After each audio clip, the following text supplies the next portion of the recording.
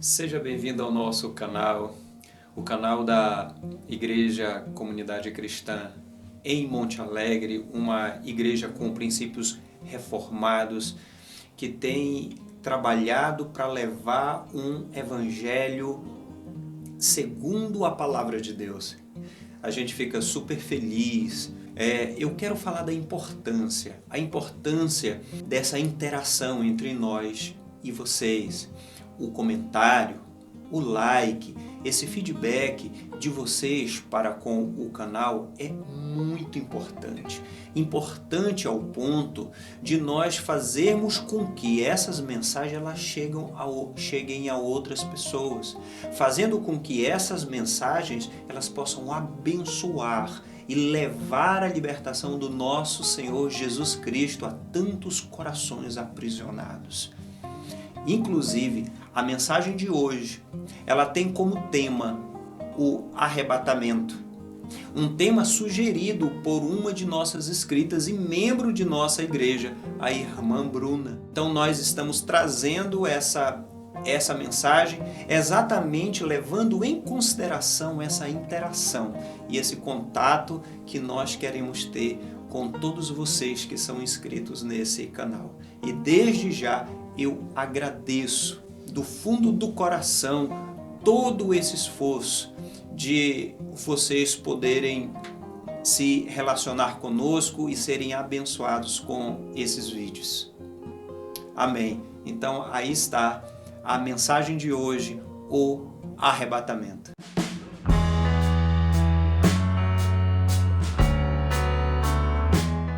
Queridos, graça e paz da parte de Deus, o nosso Senhor e Salvador Jesus Cristo. Hoje nós temos uma mensagem do céu para o seu coração, para a sua vida. Entenda que nos momentos de hoje, a palavra ela encaixa perfeitamente a nossa necessidade. Até porque o próprio texto bíblico que nós devemos nos consolar uns aos outros com essa perspectiva. Por favor, o texto que nós queremos fazer menção hoje está na primeira carta que o apóstolo Paulo escreve à igreja de Tessalonicenses, capítulo 4, versículo 16 em diante.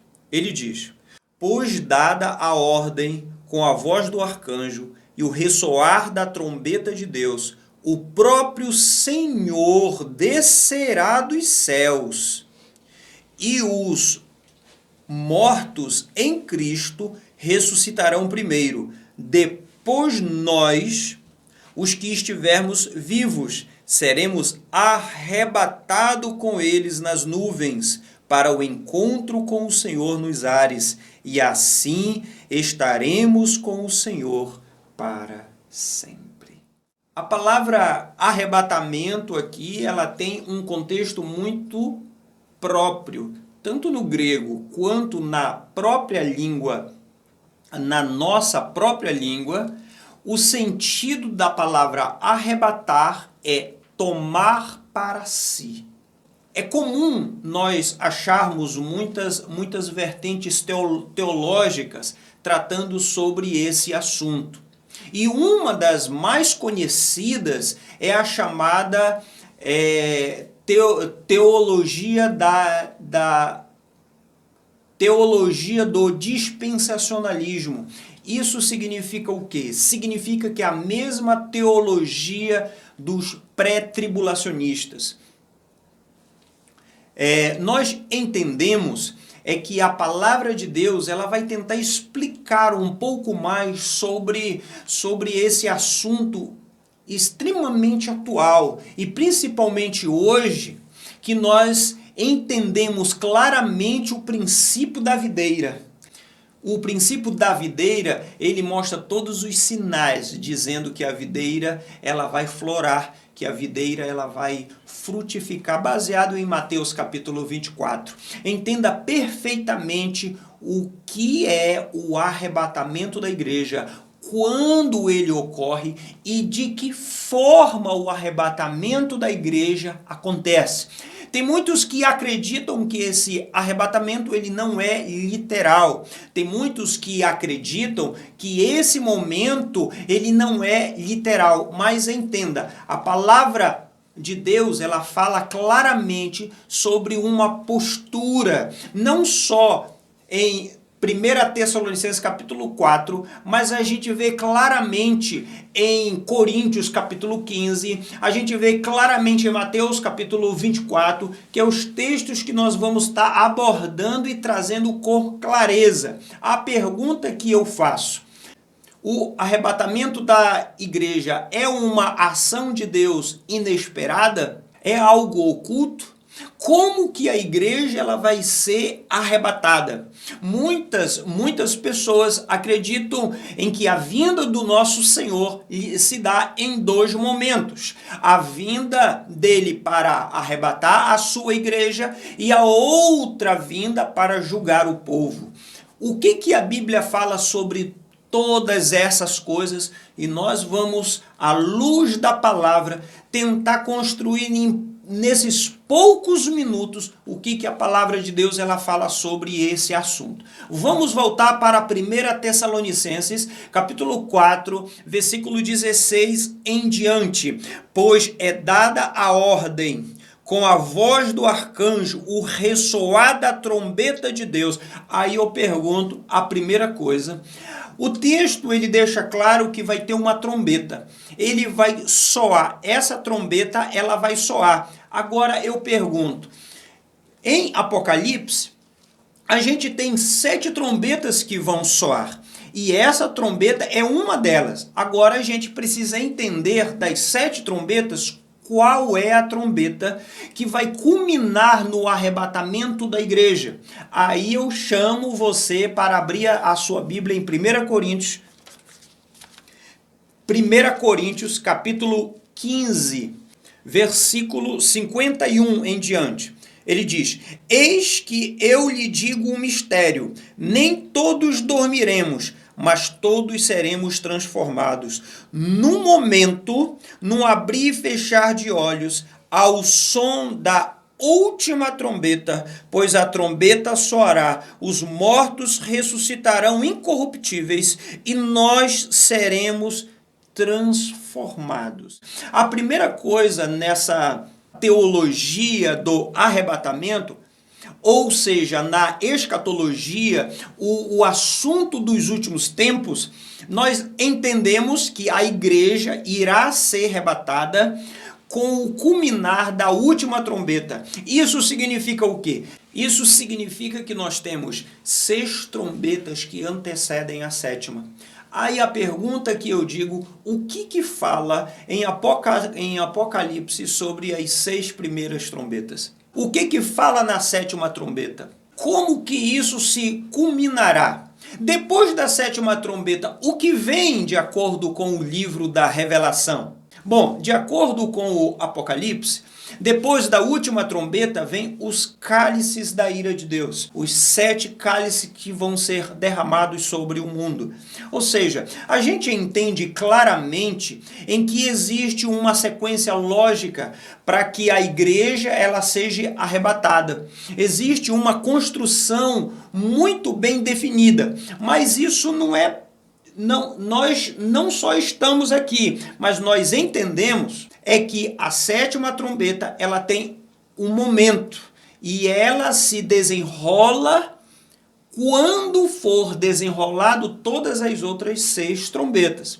Agora entenda mais. Queridos, em Mateus capítulo 24, versículo 15 em diante, ele diz assim: assim quando vocês virem o sacrilégio terrível, do qual falou o profeta Daniel no lugar santo, quando se lê entenda. Então, os que estiverem na Judeia, fujam para os montes. Quem estiver no telhado de sua casa, não desça para tirar dela coisa alguma. Quem estiver no campo, não volte para pegar o seu manto.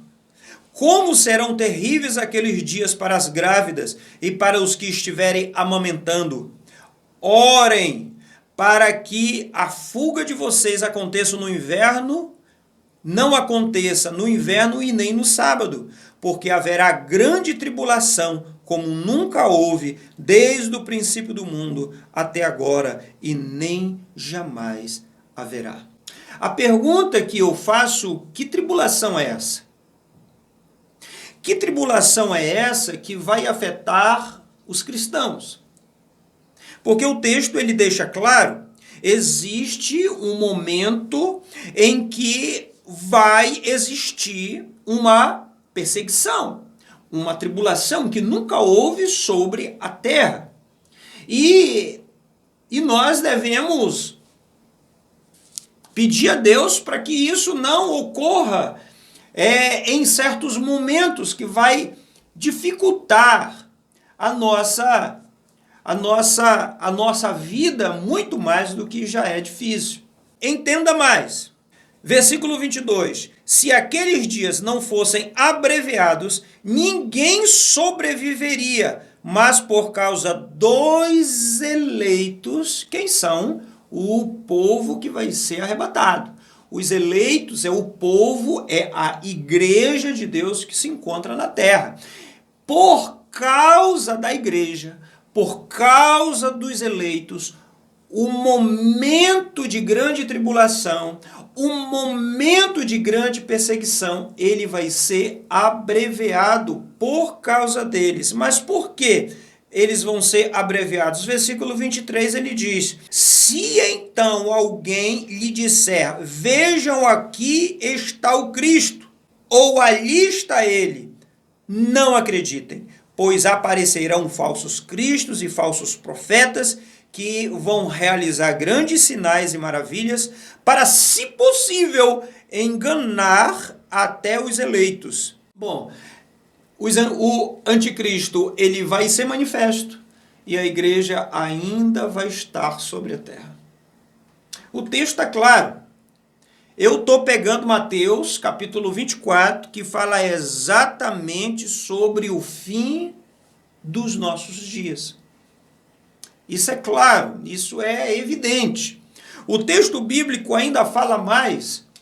Impressionante, porque o dispensacionalismo, queridos, é uma teologia escatológica que ela não tem tanto tempo assim. Ela nasceu no século XIX, que imprima o quê? Que o arrebatamento da igreja ele vai ser secreto. Ou seja, ninguém vai ver. Ninguém vai ver. Isso significa que a vinda do Cristo, quando todo olho verá, esse é um segundo momento. Mas o texto bíblico não fala de modo algum a vinda de Cristo e o arrebatamento da igreja como dois eventos distintos. Ou seja, a vinda do nosso Senhor e o arrebatamento da igreja é um único evento, aonde todo olho verá, aonde a igreja vai se encontrar com o Senhor nos ares, como diz o próprio texto, que o Senhor vem com o seu exército de anjos e eles vão percorrer os quatro cantos da terra, trazendo os seus eleitos. Entenda, é que isso não é um evento oculto. Não é. É algo visível. É algo visível de Deus. Entenda mais que se você for ler o texto bíblico, versículo 36, ainda de Mateus capítulo 24. Quanto ao dia e a hora, de fato ninguém sabe, nem os anjos dos céus, nem o Filho, senão o Pai. Como foi nos dias de Noé. Como foi nos dias de Noé, assim também será a vinda do Filho do Homem. Ou seja, de que forma? Como que veio aquele momento? Foi de repente? Foi oculto? Não. Todos viram e eles foram levados. E todo mundo presenciou o livramento de Deus para Noé e sua casa. E tem mais. Versículo 38. Pois nos dias anteriores ao dilúvio, o povo vivia comendo e bebendo, casando-se e dando em casamento, até o dia em que Noé entrou na arca. E eles nada receberam até o dia que veio o dilúvio e levou a todos. Assim acontecerá na vinda do Filho do Homem. Dois, entenda isso, dois homens estarão no campo, um será levado e o outro deixado.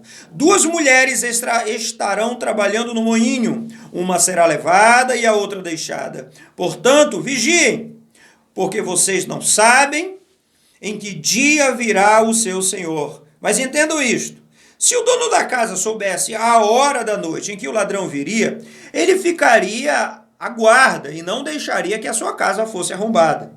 Assim vocês também precisam estar preparados, porque o Filho do Homem virá numa hora em que vocês menos esperam. Menos esperam. Pois o servo fiel e sensato, a quem o seu senhor encarrega de sua casa e lhe dá alimento no tempo devido, feliz é o servo que o seu senhor encontrar fazendo assim quando ele voltar. Eu garanto-lhe em que ele o encarregará de todos os seus bens. Mas suponham que esse servo seja mau e diga a si mesmo, o meu senhor está demorando. E então comece a bater em seus conservos e a comer e a beber com os beberrões. O senhor daquele servo virá um dia em que ele não o espera e numa hora em que não sabe. Ele o punirá severamente e lhe dará um lugar com os hipócritas, onde haverá choro e ranger de dentes. Se você prestar atenção nessa leitura, versículo 45, 44, você percebe que há um momento que se assemelha à vinda do nosso Senhor Jesus Cristo, de maneira que as pessoas não esperem, não tem um dia determinado, não existe. Aconteceu recentemente em que determinaram que dia 8 de maio haveria um grande evento, o eclipse, e esse eclipse, promoveria um momento extremamente nocivo, que as pessoas tinham que ficar dentro de suas casas, as pessoas tinham que comprar vela, as pessoas tinham que ter alimento nas suas casas, tinham que comprar óleo virgem para as suas lamparinas. Enfim, imagine, queridos, que é o momento onde ele vai pegar o povo, o mundo, despercebido, de surpresa. O texto, ele dá muito, a sua característica é para dar surpresa e não oculto.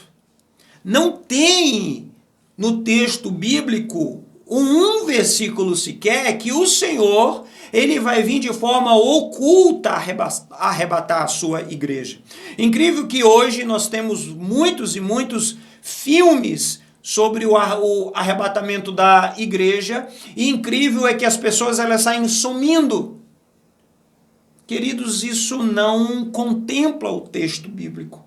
O que nós precisamos entender é que o nosso Senhor virá levar a sua igreja. E quando nós lemos em Mateus capítulo 24, e que muitos acreditam que Deus não vai deixar que o seu povo passe pela tribulação, eu tenho uma triste notícia para você.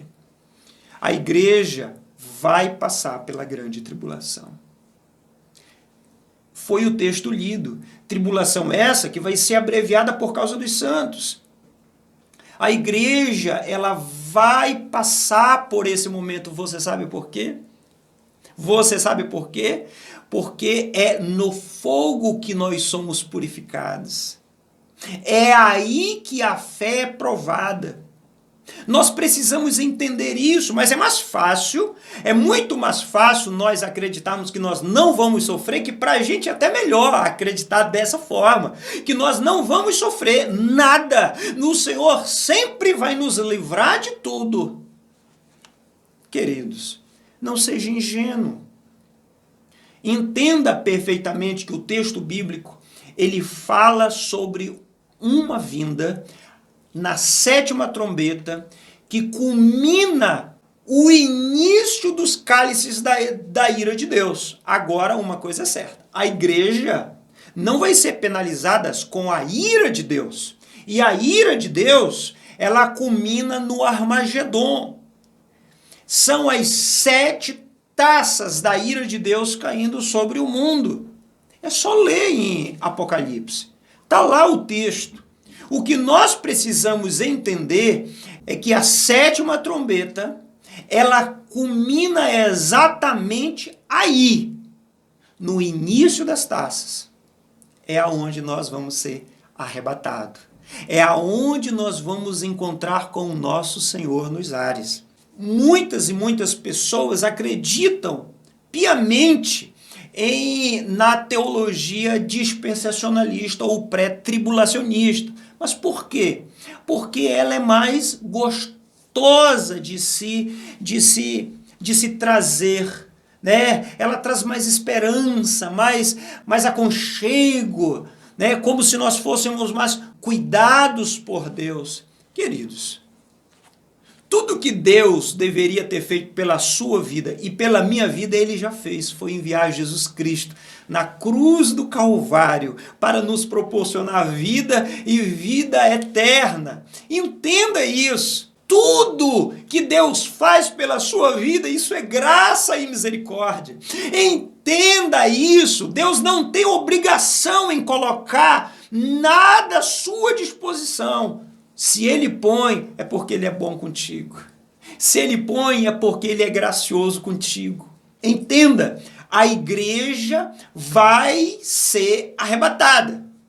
Mas nós precisamos entender que o arrebatamento da igreja é algo memorável, é algo gracioso e grandioso que vai nos levar ao cume do relacionamento que nós temos com o Senhor Jesus Cristo. Mas entenda mais. Eu quero que você entenda, querido, amado irmão, quando nós estamos falando sobre um ato tão esperado. Vamos voltar para o texto.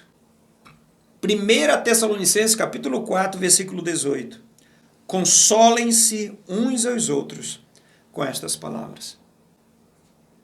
No momento em que essa carta ela foi escrita, a igreja estava sendo brutalmente perseguida. No momento em que essa carta ela foi colocada à igreja de Tessalônica, era para eles entenderem que o que me motiva e o que deve motivar você é a vinda do nosso Senhor Jesus Cristo. O que deve ser empolgante para mim e para você é crer piamente que o Senhor virá, e é essa que é a nossa grande esperança. A esperança de encontrar com Ele nos ares. O nosso Senhor está vindo. Agora nós precisamos entender que todas as coisas que esse corpo mortal passar, isso é o de menos. É o de menos, queridos, porque nós temos uma viva esperança. Como diz o próprio apóstolo João na sua primeira carta, ele diz que ele tem uma promessa para a gente. E essa promessa, 2 pontos, vida eterna. É isso que deve consolar você. É isso que você deve entender e perceber. É que a sua morada não é aqui, amado irmão. A sua morada não é neste mundo. Você está apenas de passagem. Apenas de passagem. Você é morador do céu. E é para onde nós vamos. Nós precisamos entender claramente isso. Então, eu não entrei em muitos textos. Eu não busquei muitos argumentos, mas nos 3 textos que foram abertos aqui, deu para a gente entender claramente. Primeiro, que a vinda do nosso Senhor Jesus não é oculta. O arrebatamento da igreja não é oculto. Segundo, a vinda do nosso Senhor Jesus Cristo não vai se dar em 2 momentos, como muitos dizem, arrebatamento da igreja e a vinda do nosso Senhor para o Armagedon e para julgar a terra. Não é 2 momentos, é um único momento fazendo tudo isso.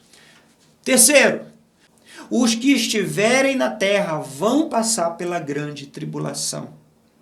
Muitos também dizem, a teologia dispensacionalista, ela diz a seguinte coisa, ela diz que quando a igreja subir ainda vai dar oportunidade a muitos outros de se arrependerem e ainda serem salvos.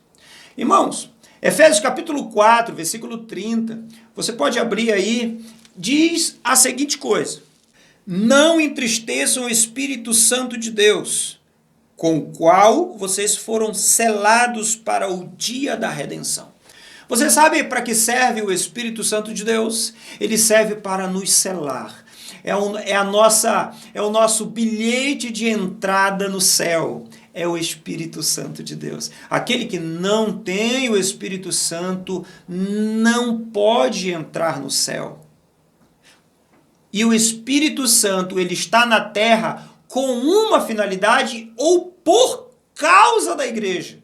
O Espírito Santo está aqui para te conduzir, para me conduzir, para te ajudar, para me ajudar. Então, quando a igreja sair daqui, o Espírito Santo não vai estar. Agora eu te pergunto, como que essas pessoas vão ser salvas se elas não têm o selo e não podem conseguir esse selo? Ou seja, a teologia dispensacionalista ou pré-tribulacionista, argumentos muito fracos, muito pequenos, em que a gente precisa entender claramente que nós estamos aqui por causa do nosso Senhor Jesus Cristo e para cumprir com esse propósito. Nós entendemos isso. Maranata, ora vem, Senhor Jesus, é o que nós sempre falamos, que nós estamos ansiosos pela vinda do nosso Senhor. Estamos ansiosos pela vinda do Cordeiro. Estamos ansiosos. É por isso que a palavra de Deus diz que o Senhor se alegra com a morte do justo. É porque o justo, ele saiu daqui para a vida. Ele saiu daqui para desfrutar de Deus. É por isso. E exatamente essa mensagem eu quero finalizar esse momento, dizendo, versículo 18 de 1 Tessalonicenses, ele diz assim: consola-se uns aos outros com essas palavras. Eu quero consolar você. O nosso Senhor está vindo nos buscar você, buscar eu, para nós vivermos com Ele eternamente. Quando o nosso Senhor estava na terra, Ele já foi para preparar lugar para mim e para você. Agora nós precisamos esperar da forma correta. Nós precisamos esperar da maneira certa. Aí eu te peço, por favor, guarde o seu óleo. Mateus capítulo 25, que é o prosseguimento do capítulo 24, quando eu mesmo li que 2 estavam no campo. Um foi e um ficou. 2 mulheres estavam no moinho. Uma foi e a outra ficou. E por incrível que pareça, quando eu olho para esse tipo de coisa, eu vejo em Mateus capítulo 25 que eram 10 noivas. Ou seja, as 10 eram da igreja. 5 foi, 5 ficou. Os 2 que estavam no campo estavam trabalhando, fazendo a mesma coisa. Um foi e o outro ficou. As 2 mulheres estavam fazendo a mesma coisa. Aí eu pergunto a você, e a igreja não é suficiente? Ser religioso não significa quase nada. Nós precisamos do Cristo. Nós precisamos nos envolver no Cristo. Ele é tudo para a gente. Não coloque nada mais além de Jesus Cristo. Ele é tudo o que nós precisamos. Ele é a nossa vida, Ele é nosso tudo, Ele é a nossa inspiração, Ele é a nossa força, é a nossa cidadela, é o nosso socorro bem presente na hora da angústia. Entenda isso. Busque o Senhor de todo o seu coração. Busque o Senhor. É o que nós precisamos. é o que a igreja precisa, é o que você precisa e é o que eu preciso. Eu quero finalizar Romanos capítulo 10, versículo 9 e 10. Ele disse, com tua boca confessas a Jesus. O texto, ele não para aí. Não é só confessar Jesus com a boca, mas é crer no coração. Crer com o coração que Ele é o Filho de Deus. Nós não podemos apenas fazer, nós temos que ser em Cristo. A sua esperança não está neste mundo caído e perverso. A sua esperança está no mundo vindouro, incorruptível, eterno. Em nome de Jesus Cristo, o Senhor. Amém.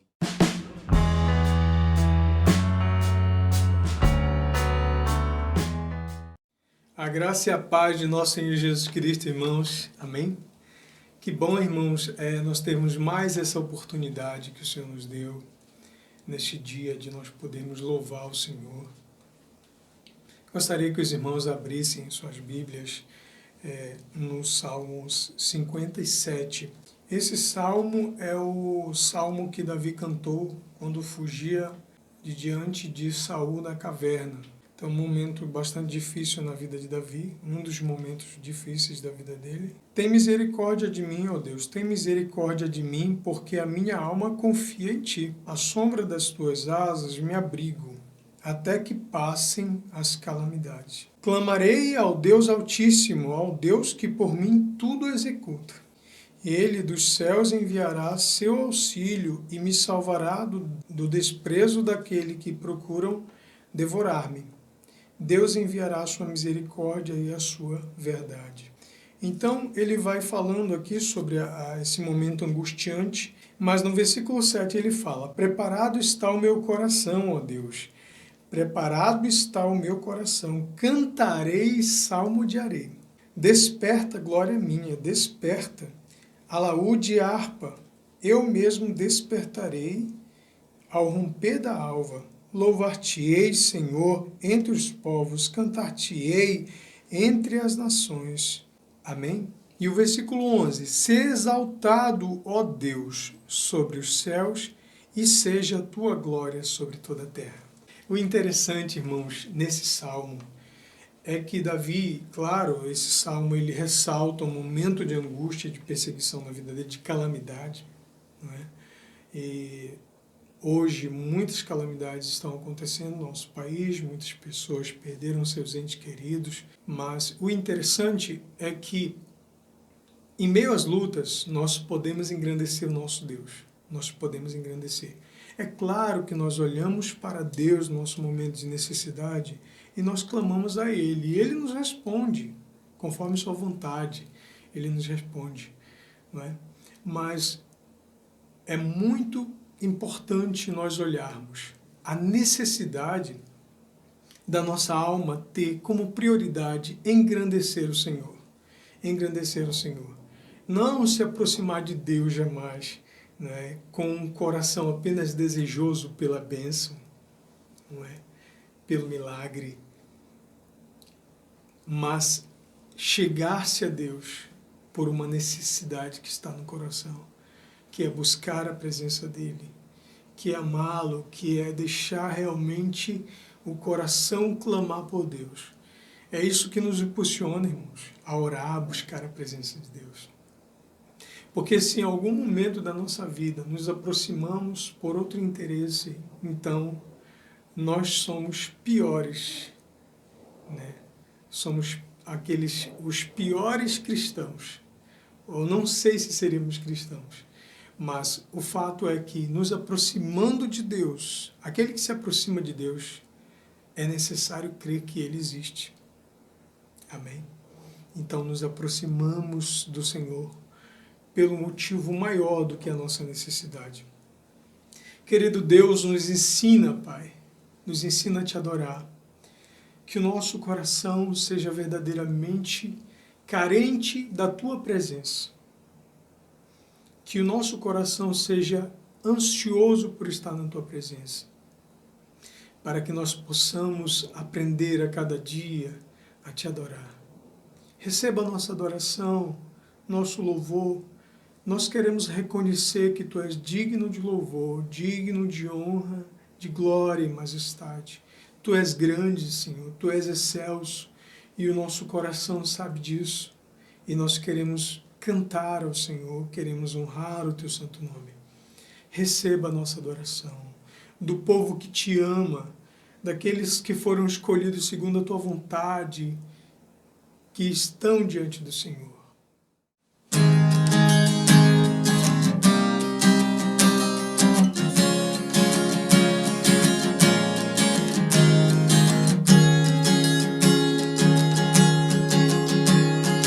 Ele exaltado, Rei exaltado nos céus, eu louvarei.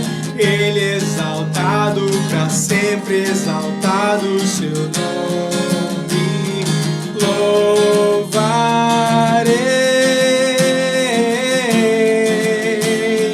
Ele é o Senhor, sua verdade vai sempre reinar. Terra e céus glorificam teu santo nome. Ele exaltado, o Rei exaltado nos céus.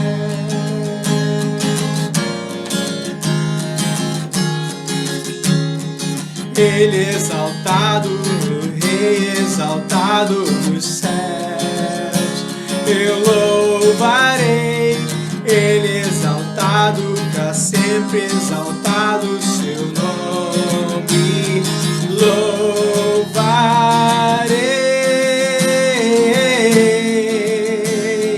Ele é o Senhor, sua verdade vai sempre reinar. Terra e céus glorificam teu santo nome. Ele exaltado, o Rei exaltado nos céus. Oh, oh, oh, oh.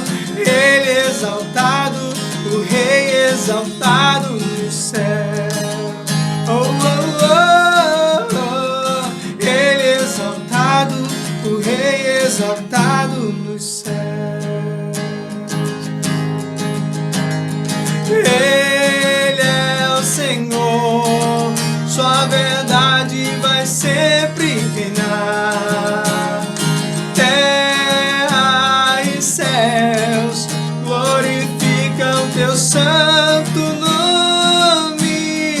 Ele é exaltado, o Rei exaltado nos céus. Oh, oh, oh, oh. Ele é exaltado, o Rei exaltado nos céus. Oh, oh.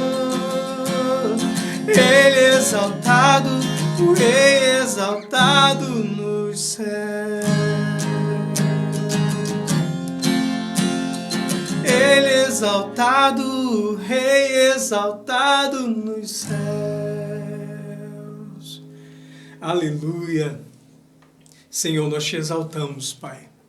Nós glorificamos o teu nome, Senhor. Reconhecemos tua glória e tua majestade e queremos, Pai, que nosso coração siga nesse ritmo de reconhecer ao Deus eterno, soberano Senhor. Que nossa vida seja exaltar o teu santo nome, seja essa a razão da nossa existência nessa vida. Em nome de Jesus, nós queremos te louvar.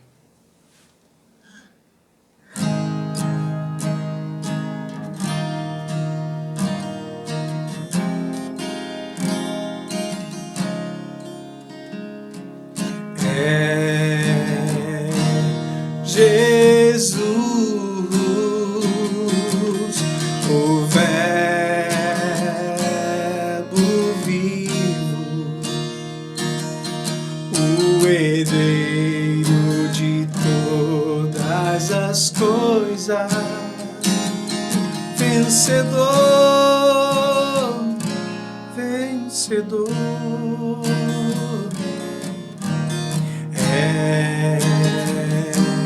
Jesus,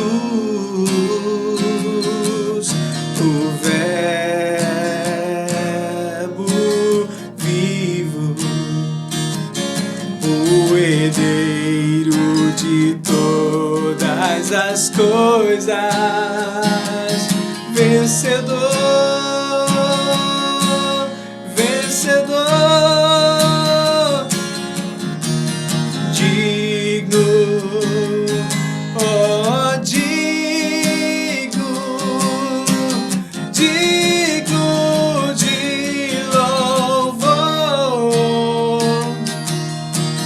digno de adoração, digno de amor, é o Senhor. É Jesus, o Verbo vivo, o herdeiro de todas as coisas, vencedor, vencedor.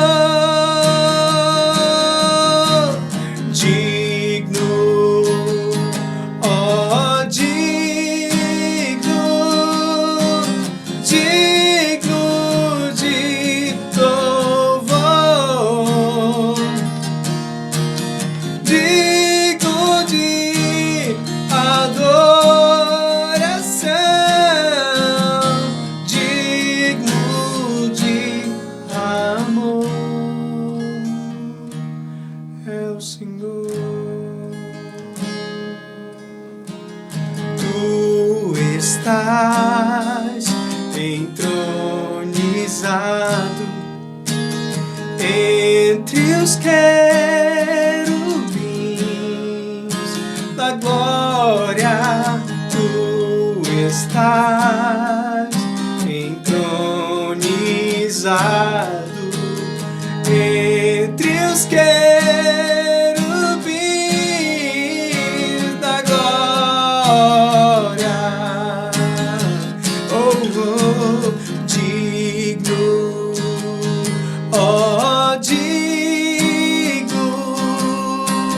digno de louvor, digno de adoração, digno de amor, digno, oh, digno, digno de louvor, digno de adoração, digno de amor, é o Senhor.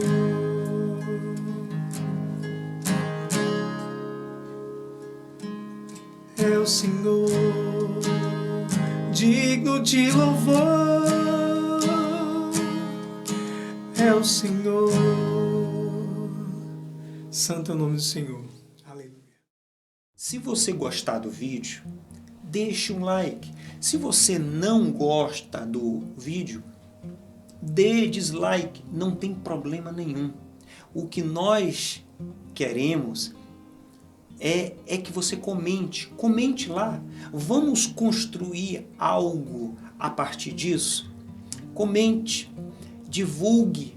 Se isso edificou a sua vida, faça com que essa mensagem seja compartilhada e edifique a vida de tantos outros que estão passando por esse momento extremamente difícil, cuja esperança precisa ser renovada dia após dia. Que Deus abençoe, em nome de Jesus.